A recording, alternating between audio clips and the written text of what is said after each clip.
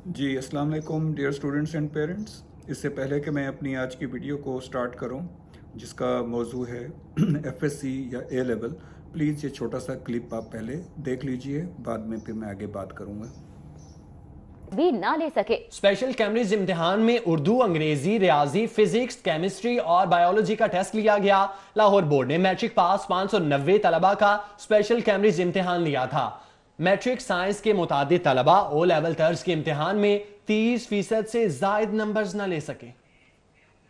इनके 100 मार्क्स आ रहे हैं ना 100 में से, उनको जब आप ऑब्जेक्टिव टेस्ट देते हैं यानी कि उनकी स्किल्स टेस्ट करते हैं एकेडमिक, तो 40 आते हैं, 40-35। इवन आपको हैरानी होगी कि उर्दू के पेपर में भी यही हालात थे कि उर्दू भी रट्टा मार के पढ़ रहे हैं। देखिए, उर्दू में आपसे कोई सवाल पूछता है अनसीन टॉपिक पे, कहता है ऐसे लिख दो, तो आप में सोचने की सलाहियत तो होनी चाहिए ना, आपकी मादरी ज़बान है, आप उसको एक्सप्रेस कर सकें, लेकिन आप वो भी नहीं कर सकते। इतने बुरे हालात हैं हमारी तालीम के। बेसिकली एक एक्सरसाइज थी, मैं देखना चाह रहा था कि क्या हालात हैं इस वक्त ज़ाहिर है यहाँ से, ताकि और फिर हम जब उसको रिलेटिव ग्रेड पे ले जाएंगे तो असर तो नहीं होता, क्या उनका ए आ रहा था तो ए ही रहेगा, तो वो भी ऐसे ही रहता है। तो ये उस वजह से चेक किया। ये मेरा जी, तो स्टूडेंट्स एंड पेरेंट्स, मुझे यकीन है कि आपने ये छोटा सा एक क्लिप देख लिया होगा और आपके माइंड यकीनन शॉक हुए होंगे कि भाई के लाहौर बोर्ड के जो टॉपर स्टूडेंट्स थे, वो एक ओ लेवल के पेपर को अटेम्प्ट करना में पास होना तो दूर की बात है, वो मतलब पोजीशन लेना तो दूर की बात है, वो उसमें फेल हो गए हैं कि जितना रिक्वायर्ड मार्क्स चाहिए थे वो उतने भी ऑब्टेन नहीं कर पाए। तो फिर डिफरेंस किस चीज़ का है जी? जी हाँ, तो बार बार एक चीज़ सुनने को मिलती है जी, रट्टा रट्टा रट्टा, क्रैमिंग, कॉन्सेप्चुअल कॉन्सेप्ट्स एक्सेट्रा।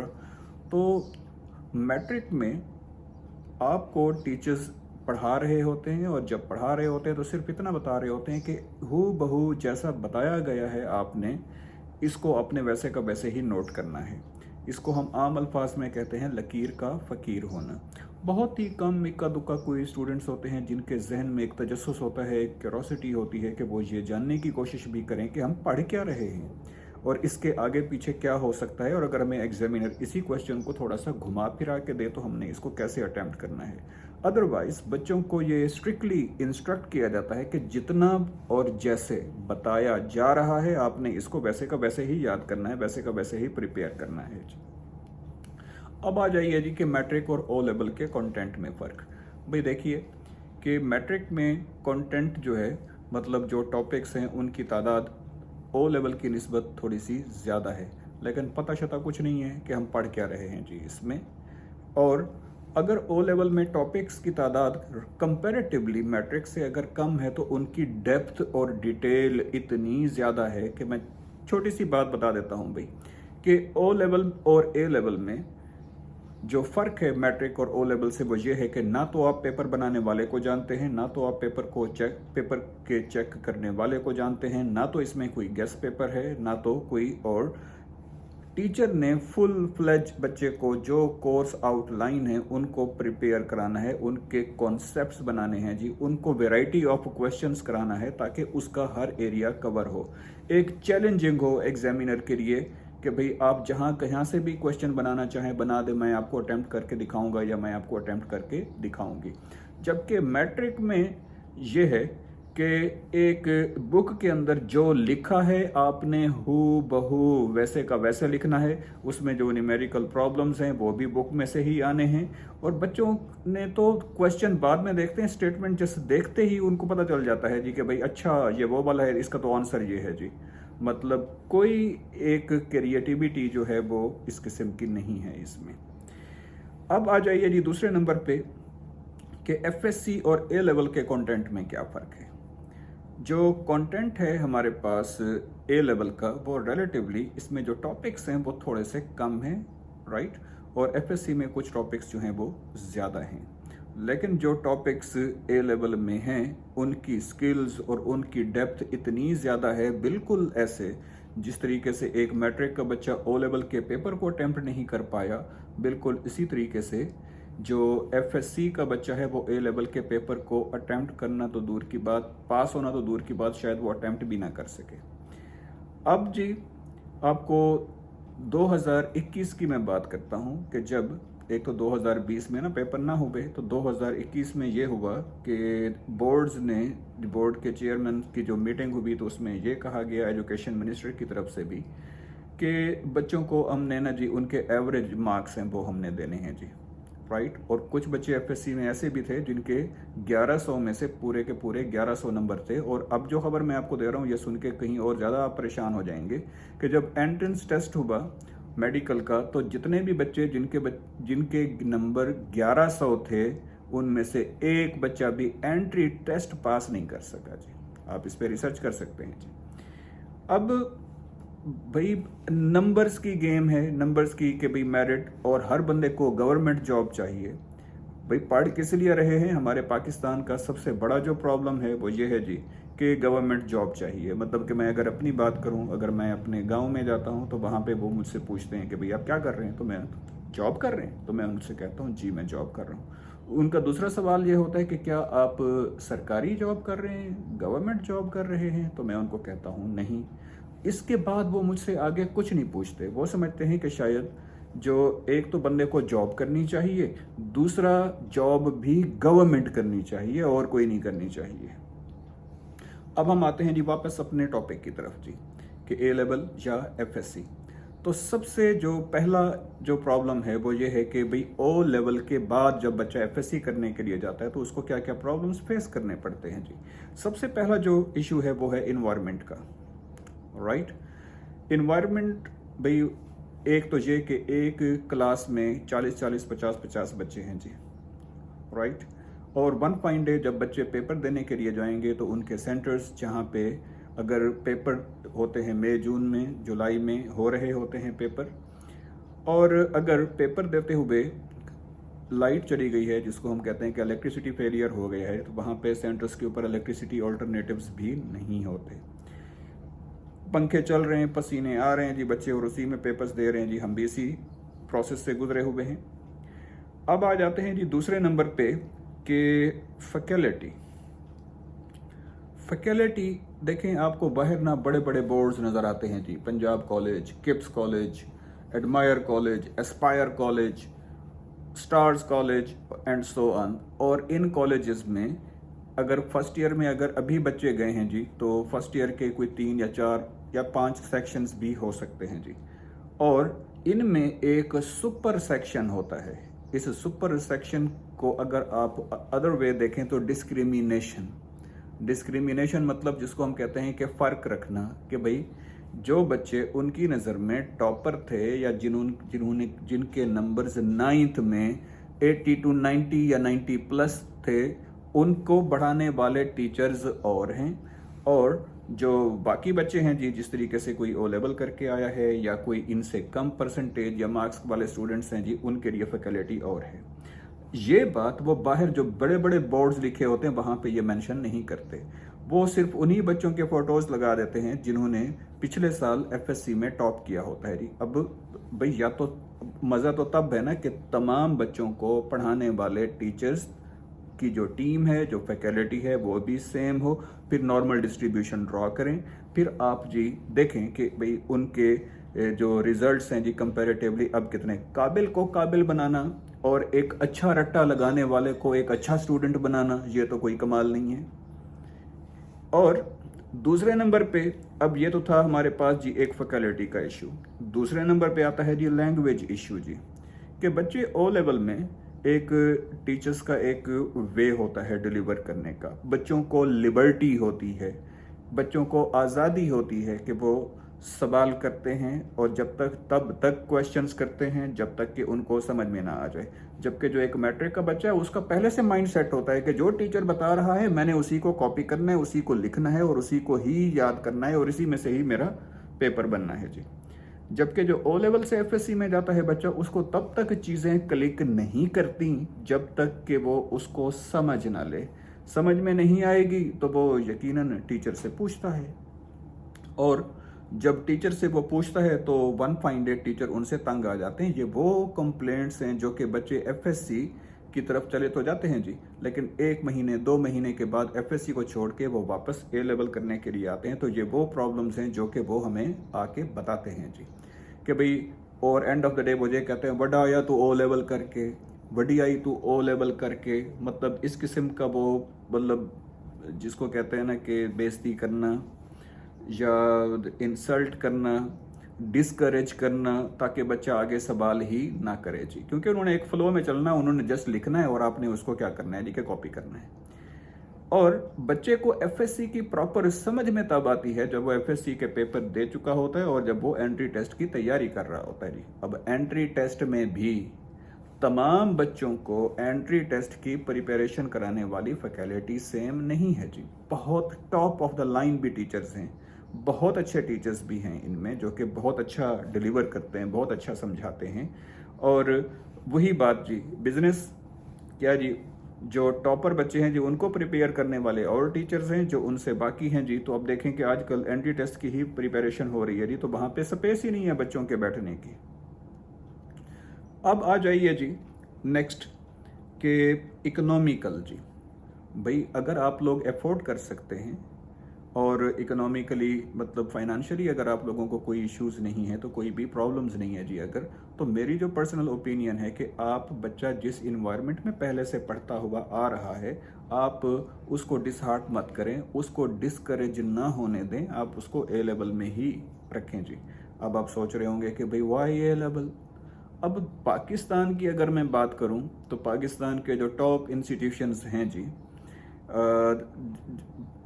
ये किंग एडवर्ड, ये बाकी ये सारे मेडिकल कॉलेजेस बाद में आते हैं। सबसे पहले नंबर पे जो वर्ल्ड वाइड जिसको अब रिकॉग्नाइजेशन जिसको आप कहते हैं कि दुनिया में जिसको माना जाता है, वो पहले नंबर पे आगा खान है, राइट। और आप आगा खान में चले जाएं या जो नम्स के ये जो इंस्टीट्यूशंस हैं जी, कराची की वो एक और है जी कि डोव है जी, मेडिकल कॉलेज भी है जी, या बाकी मेडिकल कॉलेजेस जो हैं जी जो कि प्राइवेट वगैरह या सेमी गवर्नमेंट हैं या इस किस्म का कोई सीन है उनका, उनमें आपको 70 to 80% बच्चे क्या नज़र आएंगे जी जिन्होंने ए लेवल किया हुआ है। लम्स यूनिवर्सिटी में चले जाएं, नस्ट में चले जाएं जी, ये वो टॉप ऑफ द इंस्टीट्यूशंस हैं जिनकी रैंकिंग में हर साल पाकिस्तान की ये वाले इंस्टीट्यूशंस आते हैं जी। इनमें आप जाके देखें आपको एफएससी किए हुए कितने बच्चे नज़र आते हैं और ए लेवल किए हुए बच्चे कितने नज़र आते हैं जी। बाकी वो आपकी कंपनी, आपके आगे ग्रूमिंग ये मैटर करती है। अगर आपका बच्चा 100 दिन अगर बिल्कुल एक नॉन प्रोग्रेसिव किस्म के लोगों में रहता है जिनके जहन में कभी भी तरक्की करने का, आगे बढ़ने का कोई ख्याल नहीं आया, जिसको हम कॉमन लैंग्वेज में कहते हैं जी कि भाई बिल्कुल क्रिएटिविटी तो है ही नहीं ना जी, फारिग हो गया जी बच्चा, तो 100 दिन फारिग लोगों के साथ रहने के बाद वो भी फारिग हो जाएगा। और जहाँ पे कंपटीशन हाई होगा, जहाँ पे टैलेंट होगा हर तरफ, एक क्रिएटिविटी होगी एक, तो उनमें अगर आपका बच्चा 100 दिन गुजारता है जी तो वो भी अपने ऊपर उनका असर ले आएगा और वो भी कुछ ना कुछ करना स्टार्ट कर देगा जी। नेक्स्ट जी, फिर हमारे जो पेरेंट्स का सबसे बड़ा जी प्रॉब्लम जी, उन्होंने पहले से ही सोच रखा होता है क्या कि बेटी को डॉक्टर बनाना है और बेटे को जी हमने इंजीनियर बनाना है, राइट। और मैंने अपनी एक पहले वीडियो में भी कह दिया था कि दुनिया के जो 100 अमीर तरीन आदमी हैं उनमें से मुझे कोई एक डॉक्टर तो दिखा दें, राइट। फिर दूसरा क्या है जी कि भाई हम बेटी को डॉक्टर इसलिए बनाना चाहते हैं ताकि उसका अच्छी जगह पे रिश्ता हो जाए, और बेटे को इंजीनियर इसलिए बनाना चाहते हैं जी ताकि उसकी अर्निंग अच्छी हो, भाई ज़िंदगी में उसके जी सहूलियात हों, आसानियाँ हों एंड एक्सेट्रा। तो मतलब हमने बच्चे की ख्वाहिश और बच्चे की विश को तो मद्देनज़र नहीं रखा। दूसरा, मेडिकल की क्लास में अगर चले जाएं जहां पे एंट्री टेस्ट की प्रिपरेशन करा रहे होते हैं, मैंने पहले भी बताया था कि 100 में से जो 75 स्टूडेंट्स हैं 100 में से, आउट ऑफ 100 75 स्टूडेंट्स गर्ल्स हैं, 25 सिर्फ क्या हैं जी बॉयज़ हैं। और अगर आप शहर में आज निकल पड़ें, जितने भी आपको बोर्ड्स बाहर नज़र आते हैं जी कि फ़लाँ चीज़ का डॉक्टर, फ़लाँ चीज़ का डॉक्टर जी, आपको 90% मेल डॉक्टर्स नज़र आएंगे। तो जो 25% जो एक क्लास की फ़ीमेल जो लड़कियां थीं जो कि डॉक्टर बनना चाह रही थी, वो किधर चली गई हैं? यस, उनकी शादी हो गई और वो घर बैठी हैं। तो मतलब ये है कि आपने आगे उनको रिसर्च नहीं करने दी, आगे उनको नहीं करने दिया कुछ, बाहर जाएं घूमने फिरने, तो कहीं पे भी आपको अगर डॉक्टर्स के कहीं पे बोर्ड नज़र आते हैं जी, तो वो गर्ल्स मैक्सिमम क्या होंगी जी, गायनी, या दूसरे नंबर पे क्या होगा कि डर्माटोलॉजिस्ट जी। इसके अलावा आपको कोई भी अच्छा न्यूरो सर्जन आपको नहीं मिलेगा, फीमेल डॉक्टर। कोई अच्छी जनरल सर्जन जो है वो की खातून आपको नहीं मिलेगी, राइट। कोई आर्थोपीडिक कोई भी आपको खातून, मैंने तो अभी तक नहीं देखी कोई खातून की आर्थोपीडिक्स हो या आर्थोपीडिक सर्जन हो जी, राइट।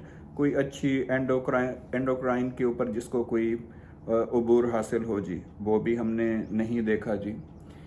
कोई अच्छी हार्ट स्पेशलिस्ट हो जी, वो भी मैंने अभी तक कोई नहीं देखी। तो ये 75% ये क्या कहाँ पे जा रही हैं जी? यस, क्योंकि हम बच्चों को स्किल्स देने के लिए तो पढ़ा ही नहीं रहे। अपनी पिछली वीडियो में भी मैंने आपको कहा था कि दुनिया में जो टॉप 100 जो रिचेस्ट मैन हैं जी, राइट, उन्होंने सिर्फ रिच होने के लिए सिर्फ पैसा कमाना नहीं, वो हमारे एक है ना कि अल्लाह ताला से दुआ करो कि वो आपको रिस्क दे और साथ एक आसान रिस्क भी दे। आसान रिस्क का क्या मतलब है कि एक बंदा 8 घंटे ड्यूटी करता है, उतने पैसे कमाता है, और एक बंदा 2 घंटे काम करके वही एक लीगल एक जायज़ काम करके उतने ही पैसे कमा रहा होता है। तो इसको हम बोलते हैं जी कि ये आसान रिस्क, कि अल्लाह ताला से आसान रिस्क की भी दुआ करनी चाहिए रिस्क के साथ साथ जी। तो उसके लिए स्किल्स काउंट करती हैं, उसमें आपका स्मार्ट वर्क काउंट करता है जी। अगर वही उसी भेड़ चाल में हम चलते रहेंगे जी, तो फिर वही होगा कि हम कॉपी तो कर रहे हैं जी, बस उसी एक लिगेसी में हम चल रहे हैं जी, कि कोई क्रिएटिविटी कोई और चीज़ हमारे माइंड में नहीं है जी, राइट।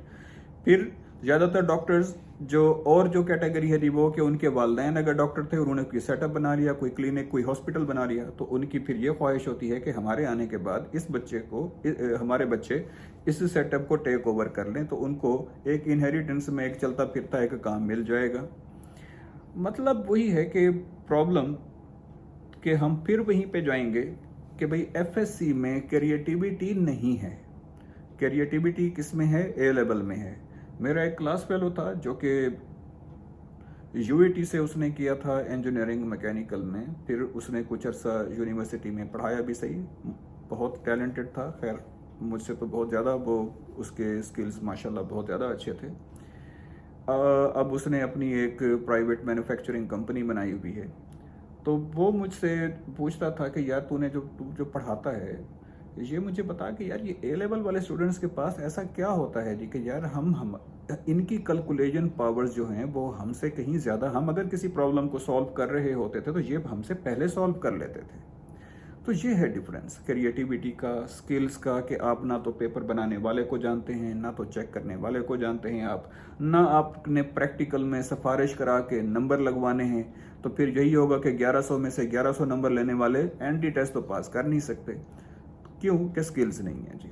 तो स्किल्स चाहिए अगर आपको, अगर आप ये चाहते हैं कि बच्चा कल को खुद बैठ के अपने फ्यूचर को खुद भी डिज़ाइन कर सके कि मैंने क्या करना है जी फर्दर आगे, तो उसका ये डिपेंड करता है कि वो किस किस्म के लोगों में और किस किस्म की तालीम ले रहा है जी। अगर वही भेड़ चाल लकीर का फ़कीर वाली तालीम ले रहा है जी, तो फिर यही होगा कि जो मैं आपको बता रहा हूँ। तो मैं उम्मीद करता हूँ कि आप लोगों के लिए ये वीडियो काफ़ी हेल्पफुल होगी और आप लोगों को अब फैसला करने में कुछ बेहतरी होगी, कोई आसानी हो जाएगी कि A level is far better than FSc.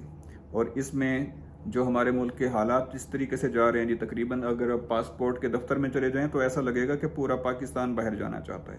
And I personally recommend कि अगर आप अफोर्ड कर सकते हैं जी कि जो इस किस्म के हालात चल रहे हैं जी, क्योंकि हमने अपनी ज़िंदगी को बेहतर बनाना है कि जितने भी लोग हैं जी, अब यहाँ पे देखें तो हर बंदे की अपनी एक कम्युनिटी है जी। अगर जो रिटायर्ड लोग हैं जी, उनकी आजकल वो फेसबुक के ऊपर अपनी पेंशन्स को रो रहे हैं जी। जो क्लरिकल स्टाफ है जी वो फर्दर एमिनिटीज़ के लिए रो रहा है जी। पॉलिटिशियंस जो हैं जी वो अपने पॉलिटिक्स के लिए रो रहे हैं जी। हर चीज़ का कह दी कि मेरा इदारा, हमारे इदारे के लिए तजलील हो गई जी, हमारा ये हो गया जी, हमारा वो हो गया। तो no one is thinking about the Pakistan and neither the leaders are thinking for the nation. तो फिर इससे बेहतर नहीं है कि हम अपनी ज़िंदगी को बेहतर बनाने के लिए अगर हमें बाहर जाने की अपॉर्चुनिटी मिलती है तो हम उसको अवेल करें। तो उसके लिए जो आपको हेल्प आउट जो चीज़ कर सकती है वो भी ए लेवल है। So prefer the A level as compare to FSc. नहीं तो फिर यही होगा कि टाइम उधर से बर्बाद करने के बाद फिर यही 2-3 महीने के बाद बच्चे फिर हाथ खड़े कर देते हैं कि भाई मैंने नहीं करना जी एफएससी। और जो एडिशनल जो चीज़ है जी इसमें कि बच्चों को, मेरा बेटा अभी 2 क्लास में है और मुझे उसके जिस सब्जेक्ट के ऊपर सबसे ज़्यादा मेहनत करनी पड़ रही है जी मुझे, कि वो ये है कि उर्दू। अब जब बच्चे एफएससी करने के लिए जब जाएंगे तो उनको उर्दू भी पढ़ना है, इस्लामियात भी पढ़ना है, पाक स्टडीज़ भी पढ़ना है जी, और ये सारे उर्दू में होंगे। अब वो आधा अपना टाइम जो है जी एफएससी अगर फ़र्ज़ कर लें कि 12 महीने में करना है जी, कि 6 महीने तो वो उर्दू लिखने और उर्दू को समझने में लगाएंगे। सवाल के जवाब देना तो बात की बात है। तो अब ये चीज़ें भी हैं, ज़रा इनको भी आप प्लीज़ ज़रा देखिए कि आप बच्चे के लिए आसानी पैदा करें बजाय इसके कि आप उसको मुश्किल में डालें। तो प्रेफर करें जी किसमें, एफएससी की बजाय ए लेवल को। मैं आपको सेवरल एग्जांपल्स दे सकता हूं जो कि मेरे स्टूडेंट्स या मेरी स्टूडेंट्स जो कि आगा खान में ए लेवल करके गए हुए हैं जी। इधर जो नम्स के जो इंस्टीट्यूशंस हैं जी, यहाँ पे भी गए हुए हैं, और इवन के ई में भी गए हुए हैं जी, जहाँ पे ज़्यादातर तादाद किनकी है जी, इनकी वही जी एफएससी जो इनका ख्वाब है जी के। और क्रिएटिविटी क्या है जी, एमबीबीएस करने के बाद जी हमने डॉक्टर बन गए हैं जी। मैक्सिमम क्या कर लेंगे जी, एफसीपीएस जी, राइट। और इसके बाद भी फर्दर कोई इस फील्ड में कोई रिसर्च, कोई फेलोशिप, कोई बाहर की यूनिवर्सिटीज़ की नो, बस लेबल लगाना था डॉक्टर बनने का, हम बन गए हैं जी, दैट्स एनफ जी। वही छोटी मोटी किसी हॉस्पिटल में जॉब कर रहे हैं जी, कि या कोई अपना जी छोटा मोटा जी क्लिनिक बना लिया। फर्दर रिसर्च जो है जिसको हम बोलते हैं कि एक लॉन्ग लास्टिंग लर्नर, वो ऐसा कोई सीन नहीं है जी। तो आपको ये क्रिएटिविटी आपका माहौल देता है कि आप किस किस्म के लोगों के साथ आगे बढ़ रहे हैं जी। अगर तो वही कि बस जी लेबल लगाना था डॉक्टर बनने का, तो then it's up to you. Okay well, इंशाल्लाह नेक्स्ट वीडियो में फिर आप लोगों से मुलाकात होगी। तब तक के लिए अपना ख्याल रखिएगा। अल्लाह हाफिज़।